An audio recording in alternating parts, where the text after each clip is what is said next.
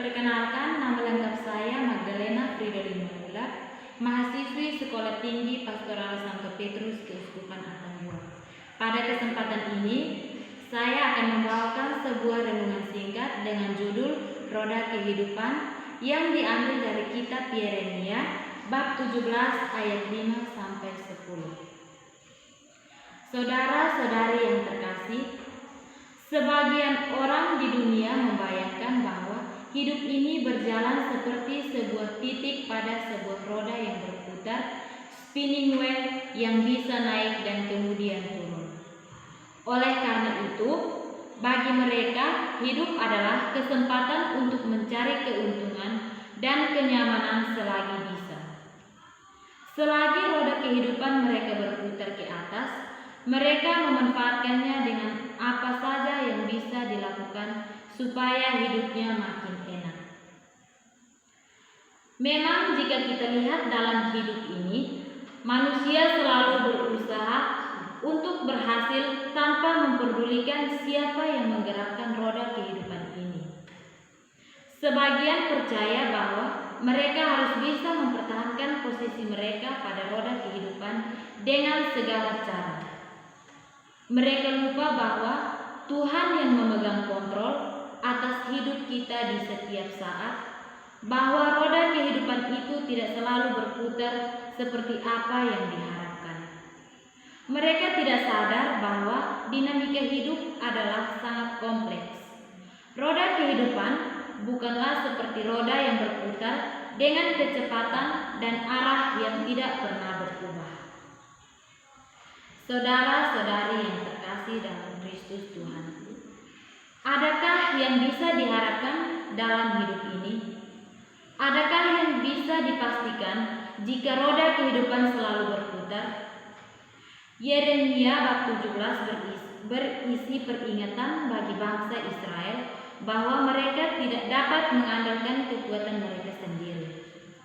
Peringatan ini secara umum tidak berlaku untuk siapa yang hidup di dunia. Dari dulu sampai sekarang, tidak ada seorang pun yang bisa memastikan apa yang akan terjadi dalam hidupnya.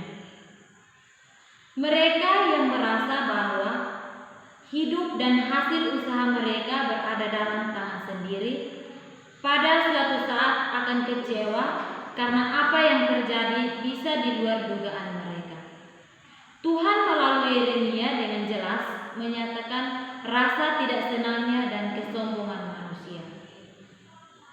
Dalam Yeremia bab 17 ayat 5 berbunyi, terkutuklah orang yang mengandalkan manusia, yang mengandalkan kekuatannya sendiri, dan yang hatinya menjauh daripada Tuhan.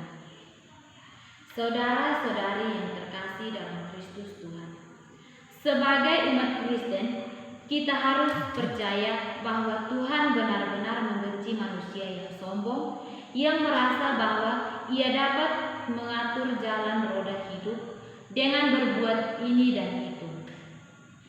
Kita harus sadar bahwa Tuhanlah yang mempunyai rencana untuk seisi alam semesta, dan itu harus terjadi. Ini bukan berarti bahwa manusia tidak mempunyai kewajiban untuk bekerja sebaik mungkin dalam keadaan apapun yang mereka alami.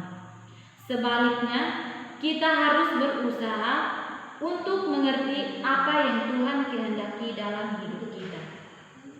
Saudara-saudari yang terkasih dalam Kristus Tuhan, manusia mungkin berusaha untuk bekerja dan mencapai kesuksesan. Itu adalah baik jika mereka seperti bekerja untuk Tuhan dan tidak lupa untuk memuliakan nama-Nya. Dalam kenyataannya, terlalu banyak orang yang sukses dalam hidupnya tetapi tidak sukses dalam usaha memuliakan Tuhan. Ada juga yang nampaknya bekerja untuk kemuliaan Tuhan, tetapi segala apa yang dicapai sebenarnya hanya dipakai untuk kenikmatan diri sendiri.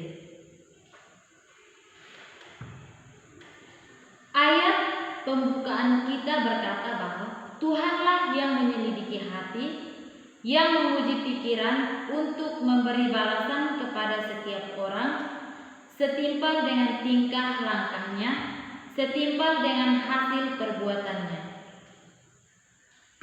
Ia tahu apakah orang menyombongkan keberhasilannya. Ia juga tahu jika orang menyalahgunakan berkatnya. Tetapi ia juga tahu jika orang menyia-nyiakan hidupnya dengan tidak berusaha untuk memuliakan Tuhan dalam setiap keadaan. Amin.